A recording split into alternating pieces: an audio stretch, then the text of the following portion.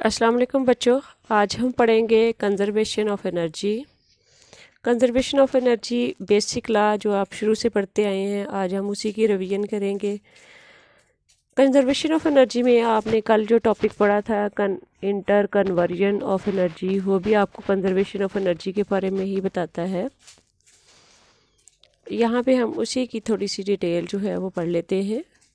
The kinetic and potential energies are both different forms of the energy, and they are the same different forms of same basic quantity, that is mechanical energy। यानी mechanical energy की दो forms होती हैं, एक kinetic energy और दूसरी potential energy. Total mechanical energy of a body is the sum of the kinetic energy and potential energy. कहीं पे भी हमने किसी बॉडी की कैलकुलेट करनी हो कोई एनर्जी, तो हम बेसिकली उसकी टू टाइप्स ऑफ एनर्जी ही यानी काइनेटिक एंड पोटेंशियल ही कैलकुलेट करते हैं। In our previous discussion of a falling body, potential energy may change into kinetic energy and vice versa। यानी इसी तरह kinetic energy may change into potential energy, but the total energy remains constant। Mathematically हम इसको इस तरह से लिखते हैं कि total energy is equal to sum of potential energy and kinetic energy which is equal to a constant. यानी हमेशा वो आपने जैसे पिछले टॉपिक में देखा कि वो mgh ही रही फॉलिंग बॉडी के लिए, आपने इसको कैलकुलेट किया। This is the special case of the law of conservation of energy. और law of conservation of energy can be stated as energy cannot be destroyed, it can be transformed from one kind into another kind, but the total amount of energy remains constant। यानी energy को हम तबाह नहीं कर सकते, उसकी बस एक फॉर्म को हम दूसरी फॉर्म में कन्वर्ट कर सकते हैं। ये साइड पे जो आपको छोटा सा ये एक दिया हुआ है टेबल फॉर योर इन्फॉर्मेशन, इसको भी आप कर लीजिएगा। इसमें आपको सोर्सेज ऑफ एनर्जी के बारे में बताया हुआ है, जिसमें है ये सोलर एनर्जी, बायोमास, फॉसिल, इनके ओरिजिनल सोर्स जो हैं वो एनर्जी के वो लिखे हुए हैं। ये आपके एमसीक्यूज़ के लिए काम आएगा। ये देखें, सबके लिए मेन जो है वो सन सोर्स ऑफ एनर्जी है, solar, biomass, fossil fuels, wind, waves और हाइड्रोलिक इलेक्ट्रिक पावर। ये सारी की सारी जो है इनका ओरिजिनल सोर्स जो है वो सन है। उसके बाद अगर टाइडल एनर्जी जो होती है, और इसी तरह जियोथर्मल एनर्जी, टाइडल एनर्जी के लिए मून और जियोथर्मल एनर्जी के लिए सोर्स जो है वो अर्थ है। नेक्स्ट हम चलते हैं law of conservation of energy को मज़ीद करते हुए। This is one of the basic law of the physics we daily observe in many energy transformation from one form to another form। Some forms such as electrical and chemical energy are more easily transformed than others।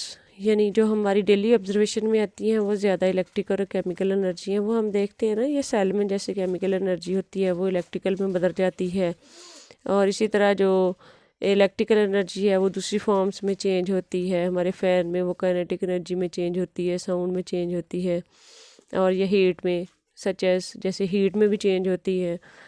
Heater में देख लें तो वो heat में change होती है।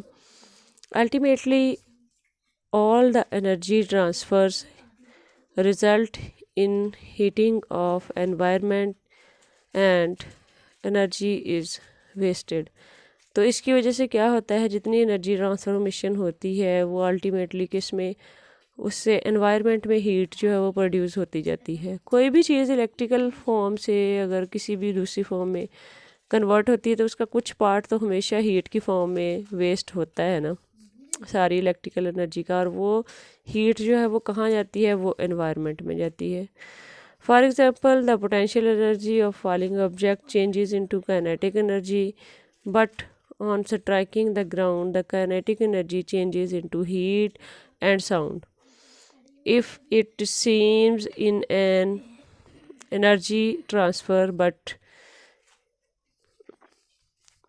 if it seems in an energy transfer that some energy has disappeared, अगर हमें ऐसे लगे कि कहीं पे कुछ एनर्जी जो वो डिसअपियर हो गई, गायब हो गई है, तो वो असल में गायब नहीं हुई होती, वो किसी और फॉर्म में कन्वर्ट हुई होती है। The lost energy is often converted into heat, वो जो होती है वो किस में, मोस्टली उन्होंने कहा है कि वो हीट में ही कन्वर्ट हो जाती है। This appears to be the fate of all the available energies and is one reason why new sources of useful energy have to be developed।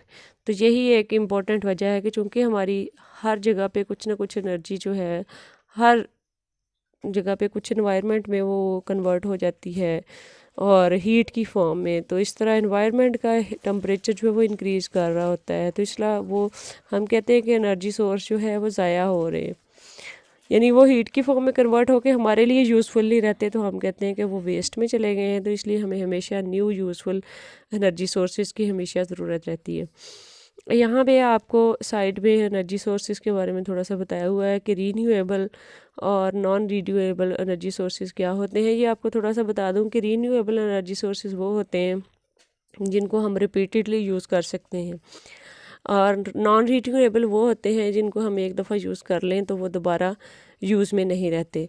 जैसे कि यहाँ पे हाइड्रो इलेक्ट्रिक पावर है, यानी पानी है, उसकी हम मूव करते हुए उसकी जो काइनेटिक एनर्जी है उसको हम टरबाइन रन करने के लिए यूज़ कर लेते हैं, लेकिन उससे हमारा पानी ज़ाया नहीं होता, उसको हम दोबारा फिर यूज़ कर सकते हैं, तो इसलिए वो रीन्यूएबल एनर्जी में आता है। लेकिन कोल को देखें, अगर कोयला एक दफ़ा जल जाता है तो वो राख बन जाता है, वो दोबारा कोयला नहीं बनता, तो उसकी जो एनर्जी है वो नॉन रीन्यूएबल है, वो एक दफ़ा यूज़ होकर दोबारा काबिल इस्तेमाल नहीं रहता। इस तरह नॉन रीन्यूएबल एनर्जी सोर्सेज जो हैं वो है नेचुरल गैस, ऑयल, यूरेनियम।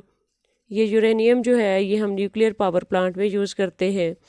इसी तरह नेक्स्ट ये है, ये भी ऑयल है, और वर्ड जो है वो समझ नहीं आ रहा क्या लिखा हुआ है, तो बहरहाल ये भी एक नॉन रीन्यूएबल एनर्जी सोर्स है। और इसके बाद है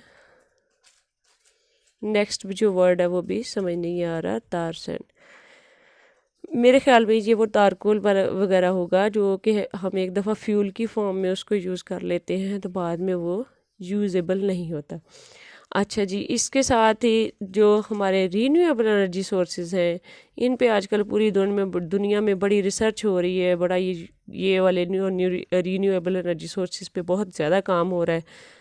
तो वो कौन कौन से हैं? वो हैं विंड है, हाइड्रो इलेक्ट्रिक पावर है, टाइड्स है, और जियोथर्मल एनर्जी है, बायोमास है, सनलाइट है, और इसी तरह एथेनॉल, मेथनॉल वगैरह जो हैं ये क्या हैं, ये रीन्यूएबल एनर्जी सोर्सेज हैं। अब यहाँ पे जियोथर्मल एनर्जी के ऊपर स्टार लगा हुआ है, तो उसके साथ उसने ये लिखा है कि इंडिविजुअल फील्ड में नॉट रन ऑफ, कि ये जो है उसके बाद साथ ही इसी तरह वो सेकंड स्टार जो है वो एथेनॉल वगैरह पे लगा हुआ है, ये भी रीन्यूएबल हैं व्हेन मेड फ्रॉम बायोमास, यानी ये एथेनॉल मेथनॉल जो है वो जो हम बायोमास जो हमारा गोबर या कूड़ा जो ज़ाया होता है उससे बनाते हैं, तो फिर ये क्या होता है, ये एथेनॉल हमारे लिए क्या होता है, ये रीन्यूएबल एनर्जी सोर्स बन जाता है।